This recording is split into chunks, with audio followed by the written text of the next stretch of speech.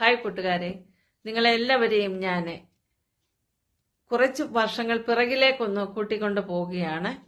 ഞാൻ ജനിച്ചതും വളർന്നതും പഠിച്ചതും എല്ലാം തന്നെ കോക്കനട്ട് പ്ലാം ഫ്രോണ്ട് ഹോമിൽ നിന്നുകൊണ്ടാണ്.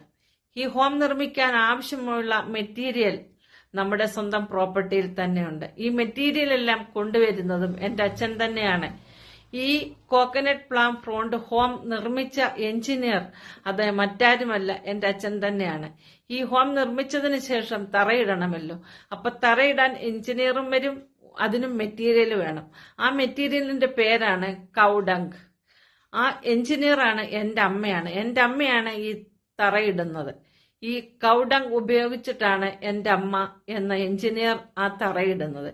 അതിമനോഹരമായ ഹോമും തറയും എല്ലാം ഇട്ടതിന് ശേഷം എൻ്റെ അച്ഛൻ, നമുക്ക് ഷിട്ട് ചെയ്യണമല്ലോ, അപ്പൊ ഷിട്ട് ചെയ്യാനായിട്ട് എൻ്റെ അച്ഛൻ വീട്ടിൽ പിറ്റുഹോൾ ക്ലോസറ്റ് ഉണ്ടാക്കും.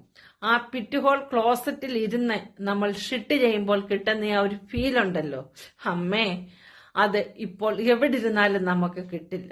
നിങ്ങളുടെ അഭിപ്രായം എന്താണെന്ന് നിങ്ങൾ കമന്റിലൂടെ എന്നെ അറിയിക്കണം. അപ്പോൾ നിങ്ങൾ എല്ലാവരും പണ്ട് പിറ്റുഹോൾ ക്ലോസറ്റിൽ ഷിട്ട് ചെയ്തിട്ടുള്ളവരാണെങ്കിൽ കമന്റ് ഇടാൻ മറന്നു പോകരുതേ.